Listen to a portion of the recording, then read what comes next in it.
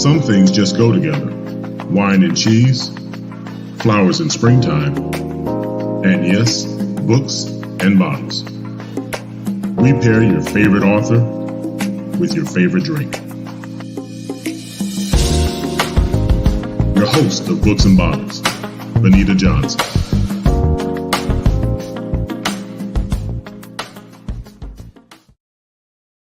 Hello and welcome to Books and Bottles. I'm your host, Benita Johnson. This is the show where we pair your favorite author and their work with their favorite wine or spirit. I'm so excited to be here tonight. This is our heavy hitter show. If this is your first time with us, listen, you couldn't have started at a better time. If you've been with us, you've been a devoted fan, we appreciate you. Thank you, thank you, thank you. Whether it's your first time or you've been here 100 times, we invite you to share. This is an audience that needs to grow. So today, as I said, this is our heavy hitter show. Our author tonight is somebody that we've been trying to get on the show for about 1.5 years. And we're so honored to have her. She is a best-selling author. Her work has been seen on the screen in movies, and we're just so excited to welcome author Victoria Christopher Murray. Hi. Hey, how are you? I'm good. That was some introduction. I hope I can live up to it. Girl, you listen. I'm so happy that you're here. I've been wanting to talk to you about these books. So I am an avid listener of books because I'm in my car a whole lot. Okay. And these were two good ones to listen to. They were amazing to listen to. So, and I think now I'm sort of in your city. I'm in DC. I know you're close, if not here. Yeah. I'm right in DC. Okay. So we got to connect. But thank you so much for being here. It is certainly my pleasure. Thank you for having me. So first, the two books that we're going to talk about tonight are First Ladies, which was the latest book, and then the one prior was The Personal Librarian.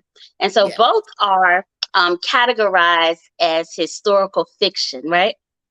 Yes. So what does that mean? So what does that mean? That's a good question too, because people say, well, what is this? How can you have history and make it fiction? So historical fiction is actually what it says. It is based on history, so true facts, and because we were not there, we have to fictionalize the parts that we don't know. So for example, I write actually biographical novels about real people who existed. They really were there. And I know I take an important period of time in their life and I tell that story. So I know all the facts. I know all the facts that existed. I know the events, but I don't know what they wore. I don't know what they said. I don't know how they got to the party. I don't know what was in their head, but I could extrapolate a lot of it from history. Okay, so let's start with First Lady. So First Ladies was about the relationship between First Lady Eleanor Roosevelt, who is the wife of Franklin Delano Roosevelt, and the person that we know, Mary McLeod Bethune. So, it's interesting because I have seen, I'm a fan of Eleanor Roosevelt and a lot of what she did.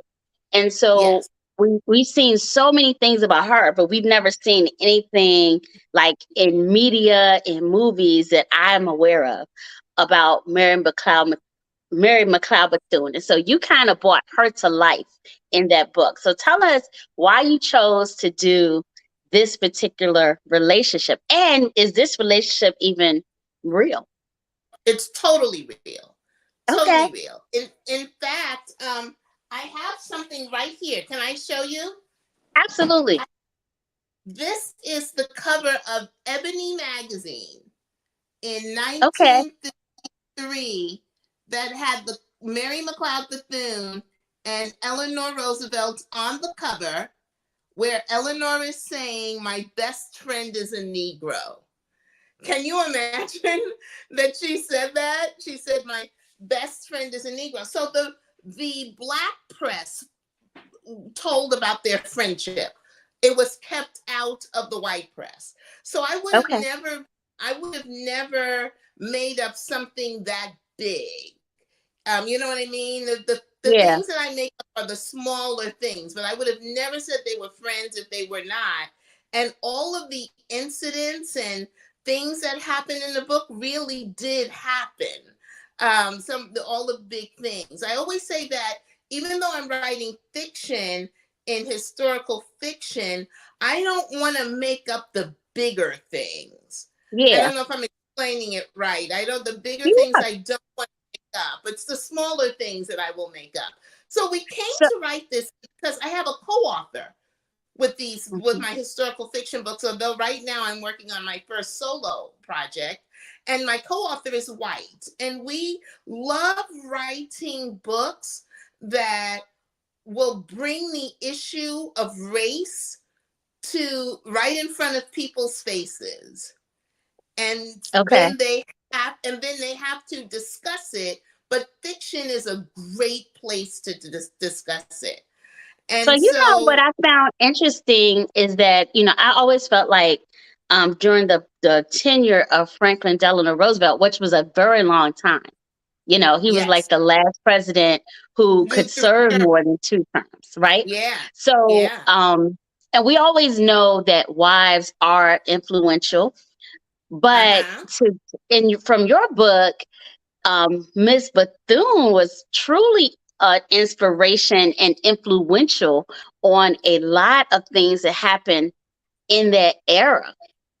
Yeah, she was a celebrity in her time. Like you said, we know Mary McLeod Bethune, right? Or at least Yeah, we yeah, thought we knew her. But when I yeah, started doing the research and who she was a celebrity in her time. I mean, she was like Oprah Winfrey. She was the big yeah, person. She was the Oprah of her time, but she was more political. And she was making. I've never read about anyone, black or white, who made things happen the way she made things happen. she Uh, absolutely did. She was through President Roosevelt. She was leading, movements, which moved. I didn't know until reading or listening to the first ladies. Yeah, and I mean, a lot of people will understand the shift of black people from Republican to Democrat after reading this Uh-huh. novel. Yes, To me, she put the magic in Black Girl Magic, because I've yes. never seen anybody from history or now who, when you tell them no, like a lot of times when we're told no, we'll go out and march and do things like that. But that's not what she did. When somebody told her no, she then said, well, then I'll just do it myself. When her students could not get into a hospital because they were black, she just built her own hospital and named it Yes, after her. When they couldn't get insurance, she just started an insurance created company. And I that. won't tell the really big thing that she did after what happened to her grandson. I'll let people read Mhm. that, because that was amazing to me. And so, yeah, she was a celebrity who made things happen for Black people during that time. Yes, and I mean, I like the way you presented it because, like, sometimes we shy away. Folks like to read in this genre, right? So Yeah, sometimes people just want to read fiction. Some folks like to read biographies or yeah. autobiographies, but this was truth, but it told a story. And it's Which fiction, was. and it really still is fiction. Yeah. And when I wanted, like I said, I did it on Audible, right? Because I'm in the car, but it was so intriguing and it pulled you in. I kind of wanted to sit in the car. There were some times I kind of sat in the parking garage at my That job just to listen a little while longer, just to see what happened next. So I did enjoy it a great deal. Oh, I'm glad you did. And that's what we want to do. One of the things I love about writing historical fiction, because I've written 30 books, and this was the first time. I mean, these are my first time moving away from contemporary fiction. What I Okay. love about historical fiction is I get the opportunity to almost educate and to teach in fiction. I get to share history. I love history. And I get to share history in fiction, in something that's enjoyable and people turning the pages saying, I don't know what's going to happen next. Let's see what's going to happen next. Oh, did she really do that? And so I really enjoy that. So I want to ask you a question before we get to our wine expert. Okay. Some of your work has made it to the screen. Is it Yes. more challenging to get works like these historical fiction works to the screen? Because I think these are definitely things that folks need to see, and we know not everybody reads. Yeah. Yeah, exactly. Exactly. Well, no, I don't think anything is more challenging. The Personal Librarian has already been picked up by Al Roker Entertainment. And so, yeah. So I don't think it's more challenging. I think it's challenging to get your books made into movies. I've been blessed that 5 of my books have been made into movies. But it's the challenging thing is someone coming to you and asking for that. Because Okay. people always, they're the people with money. Because people always say to me, you need to make your books into movies. Yeah, if I had to spare $5 million. And when I say spare, it better be spare. I better not need that money in the next 10 years. And so you need to go to people who have the money. And usually, since I'm a writer, I just focus on writing my books, and the people will find you. So I Okay. didn't go out and shop it. Somebody found me. I love that. I'm gonna look in my car seats and stuff, see if I can find a You got that spare 5 million. I'm Okay, gonna and see. I thought, I'll borrow it from you, but don't be needing it before the next 20 don't worry years. about it, girl. I saw 21 cents in the seat. I know it's more. I got you. Oh, you keep going. You just keep going. I know it's there. So I want to bring on a very good friend of mine. I call her my wine sister. I've known of her. We probably only met in person maybe 2 years ago. I think we met at the family reunion at Salamander in person, but we had talked on the phone. We've been emailing, and we know each other from the socials. My good friend, Julia Coney. Hey, sis. You on mute? I can't hear you. Hey, Victoria, I got to get your books. I'm telling you, I was listening. I was like, oh, here's the book list. I'm over here typing on my book list, and I'm an avid reader. I spend a lot of time on planes. So Yes. I am more of a, if it's fiction, it is definitely, I need to physical or Kindle or any way I can get it. I'm personally, I'm not an Audible person. I don't read. It needs to be nonfiction for me to really get into it, because it reminds me of a podcast. But like a book, I'm the person in the bed, Yeah, me cover, too. like, like that. Me too. Yes, but oh my God, it sounds so amazing. It's so amazing. Oh. Julia, thank you for being here. I know you're super busy and you're traveling all over the world. And so listen, so this is my idea, right? So since we're kind of like in the same region, I think we need to be girls in cars with books and wine. We can sit in my car. We can make it happen. We can make it We happen. can do that, right? That would be so cool. This is what I tell people. I am not busy. I have a full life. Yes, I reframe the word busy, because as long as I follow pretty much the schedule and things, I get everything done most of the time. But I feel like saying I have a full life helps me with the gratitude of being appreciative of the life that I have created. I like that. And so I know people always tell me I'm busy. I'm like, I get 8 hours of sleep a night. I do.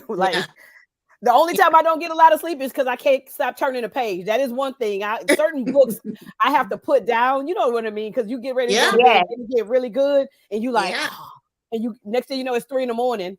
and the alarm is going off at 6, and I'm just like, okay. I know, right? It's like it can't be 6 o'clock yet, right?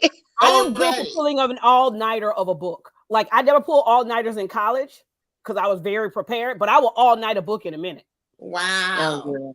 Yeah. I'll all-night a book and won't feel tired the next day. Like not work. I don't want to work all night. I want to read all night. Yeah. That's a very big difference. That's a blessing. I want to get like that.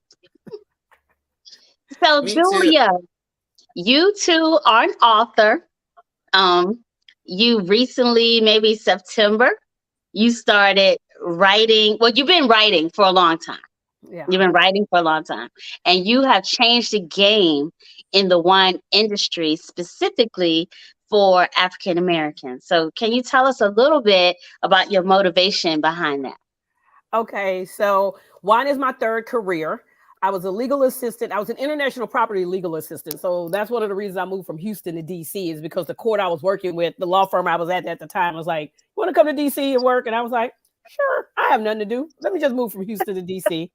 And during that time, I started a very popular beauty blog that I was able to leave my law firm job in 2010 because I was making as much money writing about beauty and traveling as I was at the law firm. And I didn't hate my job. Like some people I did not hate my job. I just couldn't do the same things at the same time.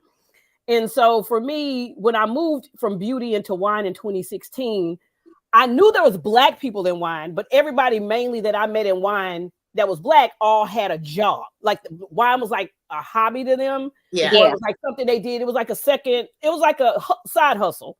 Yeah. And for me, it was like writing was the only thing I wanted to do. I wanted to be like Dorothy Gator. That's who I wanted to be, who is my mentor, the Black wine writer. And what I found was like, especially in DC, was like going to these tastings and getting on these lists, and the white people just saying some of the craziest things to me. Like I remember being at a tasting at the Italian Cafe Milano, and a guy came up to me and was like, "Where's the bathroom?" And the PR lady was like, "Why would she know where the bathroom is?" He was like, "She looked like the help." Like he said this to my face, and this is 2016. Yeah. It is not like this is not like. And I was, and my personality is I'm gonna go for your throat. Yeah, pretty much like with words.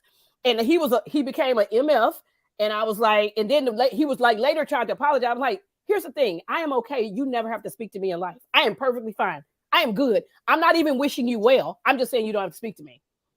And what I kept finding was like going to California and talking to winemakers. And the winemaker one day told me when I walked in, he was like, "Wow, I didn't expect you to be Black."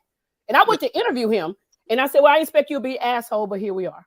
Yeah. And so I took that and I wrote a blog post because I was always blogging because that's how I started the career in beauty. And I just wrote an open letter because that was that Psalm Journal piece about wine glass ceiling. And I was like, there's a bunch of white women on here. Like I know Black women, and especially Black women in California at that time. Mm-hmm. And I was just like, how y'all really missed the boat. And so I really found that became a voice for me to really have a voice because I didn't have anything to give. Like I didn't have anything to lose, anything to give, but saying this is it.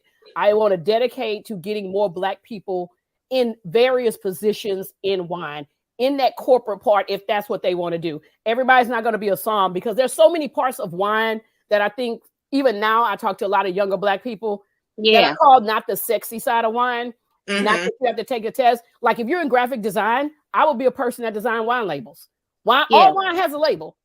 Like there are things we can get us into. And so for me, as a writer and as someone who I'm a proponent for Black people in wine, I still, at the end of the day, at my core, I'm a writer and I write about wine. So I started my newsletter because I got tired of writing for publications. I honestly got tired of the way they wanted me to write, what they wanted me to write, because at that point it had become, here we are 7 years later, it is, I want you to be the voice of Black people, oppression in wine. And I was like, okay, I've been there, done that.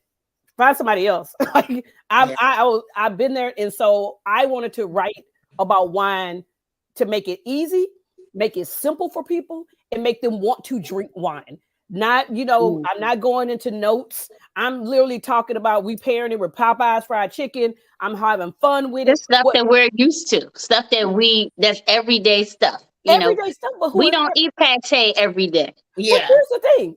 I go to France 4 times a year. And guess what?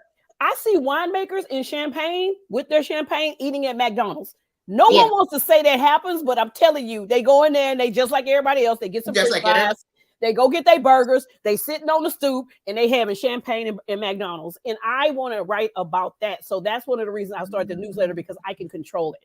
And also, it's part of it's free, part of it is paid. Like the paid subscription people, they get like my entire black book of where I travel to. You get the names, you get the numbers, you get everybody I deal with. You get my drivers, because I'm all about, hey, here's somebody pick you up from the airport. So that allows me to have another funnel of income.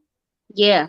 On top of like the other work, but also it's just a lot of fun to say, every week is like a wine you should be drinking. That's it. It's a wine you should be drinking. Sometimes those are canned wines, non-alcoholic wines, just wines in general.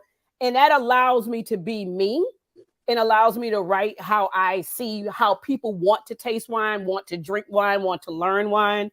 And, I'm really supportive, with my work with American, they're like, oh, they're like, some of the people are like, we subscribe to your newsletter. And I was like, oh Lord, why? But they want to read about wine too, because they might work in the company. I mean, you write in your voice, and which I love.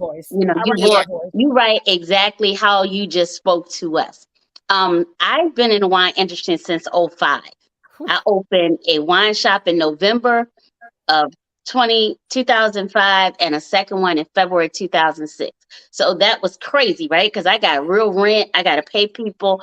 And, one thing you just said, Julia, is that when you talk about the wines you should be drinking, some of them are in cans. They're not all $90 bottles of wine. They're wines that we can drink. And that was my thing. I started my sommelier journey. I started at the Court of Master Sommeliers.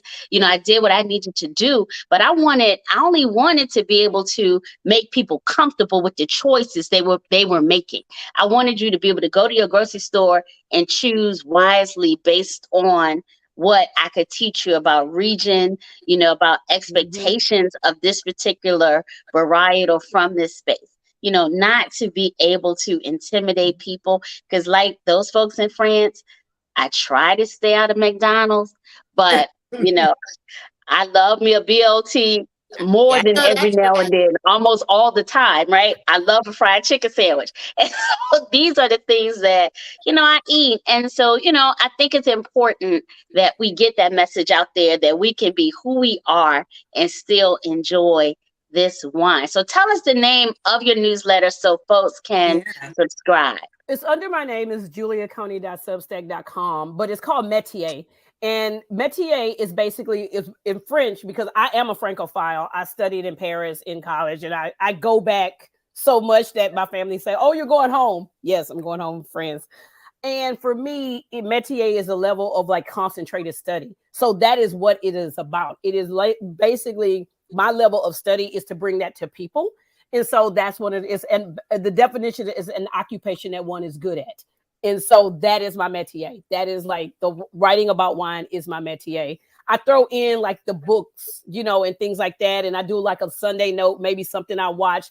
But it's a way to get, like you say, people to understand, not to feel intimidated, because wine is intimidating. Yes. And the reason I bring that up about the champagne is they're not eating pate every day either. Like they're in the land of that. They're not eating that every day. They're just like everybody else. We picked up a salad. We got a sandwich. We ordered pizza for the kids. They're the same as we are, but we have this idea that, it needs to be fancy. I need to have a full meal. I mean, sometimes literally my meal is like sparkling wine and potato chips. And that is the meal. And that's not changing. And I might add some hummus with it, and I might not. I was in Paris in September. Every day we had champagne, a baguette, and some kind of cheese. And that was the staple. So I get it.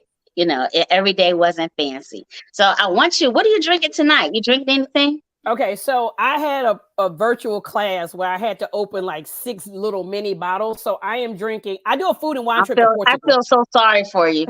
So I do a food and wine trip to Portugal, and these were all 6 wines I've never had. And so it is a white from Alentejo, and Symington Estates now has a property in Alentejo, Quinta de Fontesouto, and it's their first property that's not in the Douro, because they're known for port. They normally make port wines. And so I'm trying these 2 wines to see if these are places I could take clients when I go in September. Okay. All right. So hopefully I can get on that list to go in September. I'm taking a wine crawl to Rome and Florence in October, so I'm not sure because my wine Okay. crawl bosses are pretty strict on me, but I'm gonna try. So I Yep. appreciate you for being here. But hang out with us because I got to Okay. go back and talk to Victoria since Personal Librarian was my first love of Victoria Christopher Marys. It was my first introduction to you.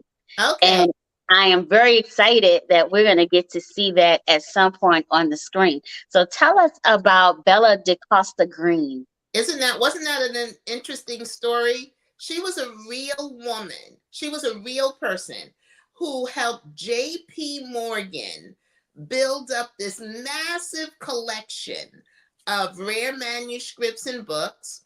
He has his foundation has one of the most expensive and expansive collections in the world today. And she was the person who helped him build that. He did not build it. But no one knew that she was Black until she passed away. So he passed away in 1913. She passed away in 1950. He didn't even know. He did not know that she was Black. And not only was she Black, her father was one of the biggest civil rights activists at that time. He was even bigger than Frederick Douglass, this great orator and everything. And he's a name that Black people should know, not only because he was a great orator and he was pushing for the civil rights movement and he helped to get the Civil Rights Act of 1875 passed, but he was the first Black man to graduate from Harvard. The first Black person. He was Richard T. Greener. And so when his wife said that she was going to put them on a census as white, he was like, "You got to be kidding me." And that was when the Civil Rights Act of 1875 had been overturned. And because she had been in the movement with him. And once it was overturned, she's like, "There's never going to be a Civil Rights Act for us again. They don't want us as Black people. Yet let's use what we have and we'll pass." So he left the family and she raised her children to be white. Belle was about 16 years old when this happened. And so no one knew that she was Black until she passed away. And so that was such an interesting dynamic. She loved and respected what her dad was doing, but she could not talk about this man being her father because she was over here, in this. She had to watch him from afar. This community passing. I know. It's so interesting to me because something like that could never happen today. Not with Right. social media, but 100 years ago, it could happen. And there was some dicey situations because, she was already like 15, 16 when her parents, so she had lived as a Black child in Washington, D.C. Yes. And then they had went to New York, and that's when they did that. Remember the scene in the book where they came back to Washington, D.C. for the funeral, and they had to kind of walk. Are they Black? Are they white? And it was just, her story was so fascinating. She had built up all this stuff as a Black person. She knew she was Black. When they closed that door at night, they were Black. But when she went out into the world, she was white, and she got a position. She became one of the most powerful women in the art world, in the world. So what was really interesting to me was when she was over in Europe and she was having the relationship with the gentleman there, and he became pregnant. And, it was like, she couldn't have that baby because who knew what this baby would come out looking like. That's right. That's right. Right. Black people know that. Black people know that. Black people know you can't be taking no chances if you're passing. Because we all know what's going to pop out. Because all of us in our family, we have people who are very, very, very dark, all the way to people who are very, very, very fair. And so you have no idea what's going to pop out. She couldn't have that baby. Yeah, I think that was the first time in my 21 plus years of being on this planet that I had to think about, somebody had to think about that. Like, what is your baby going to look like? Because that would blow your whole cover of who you've been for the last 30 years. And so that was just crazy to me.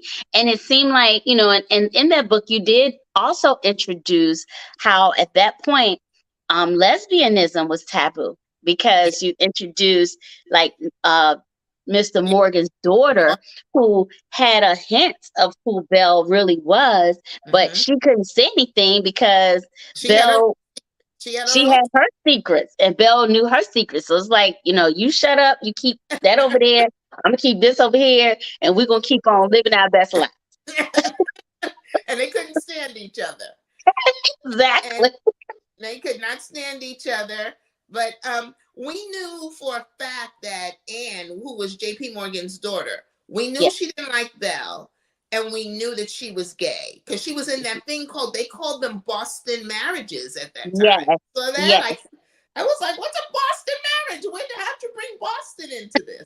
But they were called Boston marriages, and she was in one, and with her father being J.P. Morgan, that was a very dangerous thing. So she could not let that secret get out too far. Right. So she couldn't push too much with Belle, and I loved it. So I really appreciate you. So you mentioned, just real quick, because I know we got to wrap this up. You're working on a solo project. Is that? Yes, I finished it. I got 11 pages of edits back, so that's what I'm working on, trying to get these in before Christmas. But I'm writing a solo project on the Harlem Renaissance. And it's going to be a historical fiction, just like I've been doing. It's a biographical novel. So it's still a novel, and if you have a favorite Harlem Renaissance writer, there is one woman who discovered them all. One woman, a Black woman who's been erased from history. Just like Pastor Green was erased from history, just like Eleanor Roosevelt and Mary McLeod Bethune's friendship was never recorded except for in the Black press. This woman's name was Jessie Redmond Fawcett. She discovered Langston Hughes, County Cullen, Nella Larson, every Harlem Renaissance writer. She was their first editor, every single one of them. And she's been erased from history for a couple of reasons. First of all, they love erasing us, especially Black women. I think the fact that she had this torrid affair with W.E.B. Du Bois may have been part of the reason too. It was some affair too. I think she was from all the letters that I've read, of things he wrote to her. And so that's how I'm building the book, based on the real thing. I would never put that in a book unless I had it as a fact. I think she was the love of his life. I think there was one letter he wrote to her. He said, "Another place, a different time." And but he had a wife. And well, we are very excited. I'm excited to read that or listen to it. Yes, I'm ready. About it too. I'll let you know. I will let you know for sure. Please, we want to have you back on the show to talk about that. I know how to find you now. That's right. Well, thank you for having me. This has been fun. Thank you for being here. So tell us your website, how folks get your books. My name, you can buy my books anywhere in the country. So you can get my books online, in bookstores, wherever books are sold. And I just got back from Africa, and I was in a country in Eswatini, walked into a store, there was the Personal Librarian. And then the First Ladies was in Zimbabwe airport. But I wasn't surprised at the airport. I was surprised at that little at the market. Yeah, at the market, basically. She had 3. Mama, I made it. I was like, when you in Eswatini. So when I say wherever books are sold, I mean wherever. But my website is my name, VictoriaChristopherMurray.com. And you can go and read the first chapter of not only these 2 books, but I've written over 30 books. And as you were talking about earlier, 5 of them have been made into movies on Lifetime. So I think I even have trailers on the website. So you can find out everything about me on VictoriaChristopherMurray.com. So thank you again. Thank you, both of you, Victoria and Julia, for being here. I greatly appreciate it. This is certainly the Heavy Hitter Show, and I'm going to be picking y'all up in my car because we're going to be reading books and drinking wine. That's a great idea. I have to say this, Victoria. I quickly went down a rabbit hole, and I am a bookshop person because I buy books a lot of times through, especially Black books, through bookshops, so I can support Mahogany Books. That's my book, so I support. Yes. So I was just kind of like add to cart, add to cart, add to cart, add to cart. But I want to say with your new book, because it is about the Harlem Renaissance, I would say, Benita, you should get a bottle of Stuyvesant champagne, Black woman-owned champagne. Let's do it. Pair with the book, your book, because she's a Black woman out of New York. She's not out of Harlem. She's out of Bed-Stuy, Stuyvesant champagne. But I think it would be a great pairing. Just let me know. Let me know what Mahogany bookstore you want me to be at, 8th Street or National Harbor, and we're gonna all be there. We're gonna all be there. Pairing. I think it'd be a great event, like to pair your book with like that kind of like vibe and like a amazing Black-owned celebratory idea of like having a beautiful champagne. Okay, Julia, you know me, Victoria. You do. All you got to do is put it in the universe. I'm making it happen. Okay. Well, my friend. Mahogany Books has been supporting me for I can't even tell you how many years. So we could do it at National Harbor because my friend owns the Black wine store there. So that's easy. That's easy. I know her. I've got 2 events there. We got it. So we got it there, and that'll be a great place to really, because that is a beautiful story. And I, as a fan of the Harlem Renaissance and whole Parisian, Paris, Langston, all of them. So yeah. It's like that's instead of a wine crawl and books and bottles, we're calling that a book crawl. Let's do it, ladies. Let's do it. That would be wonderful. Yes. Thank y'all so much for being here. To our viewers, thank you so much for tuning in. If we have authors who like to be a part of Books and Bottles, please email us at info@grose.com. Thank you again, ladies, for being here. Thank you, viewers. Please share. Until next time, cheers. Join us, Indie TV, where you will see the talk shows, movies, drama, action, and comedy. Be the first and see it first. Sign up now for